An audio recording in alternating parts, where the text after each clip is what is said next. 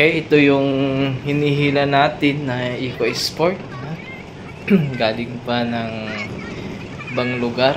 Yan, hindi nila mapatino. Ano? Ito ay in-overhaul na yung makina kasi nga palyado yung makina. Yan. Pero yung kinabit, yung makina, ganon pa rin, no? Guys, palyado. Meron na naman tayong hinihila. No? EcoSport.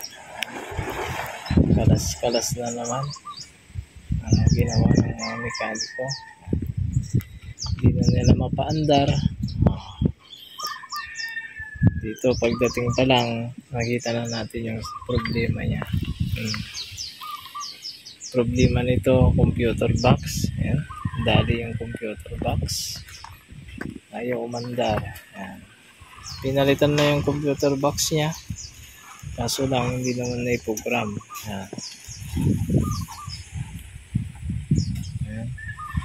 Yung na-program na yung box niya, pinapundar na. Pundar na itong EcoSport.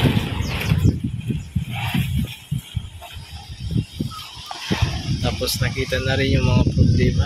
May mga ilaw yung airbag, ABS, may sirang mga sensor, yung ABS niya.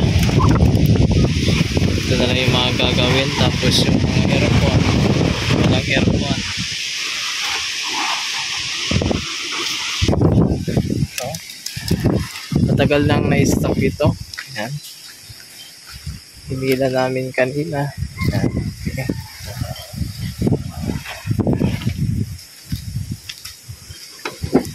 Ito yung loob. Yan.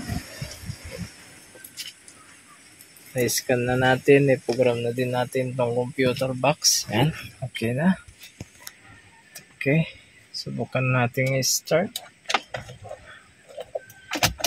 Yan, okay naman yung mga ilaw. Oh, yan. Okay, mandar siya, one click. Yan, umilaw yung airbag sa ABS na na. Maganda pa itong sasakyan, kaso lang napabayaan. Yan. Palyado daw ito, kaya in-overhaul. Palyado ang makina, hindi nila mapatino. Yan. Pero nung in-overhaul, parehas pa rin na palyado, no, nung umandar. Kaya hindi sa makinang may problema. Ayan. Sa computer box. Yan. May ilaw din. Indicator ng battery. Yan. Sirad. Mahina na rin yung alternator nito. Yan. Sa airbag naman, itong spiral lang may problema dito. Sa manubila, yung spiral niya putol.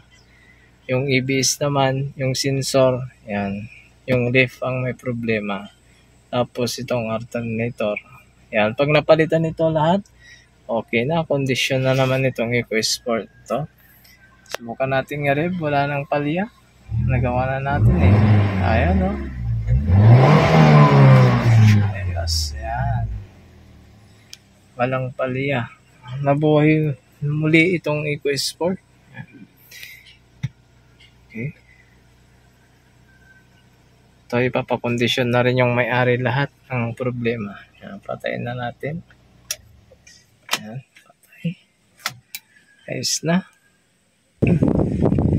Kaya pag meron kayong ipapagawa na EcoSport, yan, punta nyo na lang dito. Okay. Saglit lang gawin dito yung mga fork. Yan.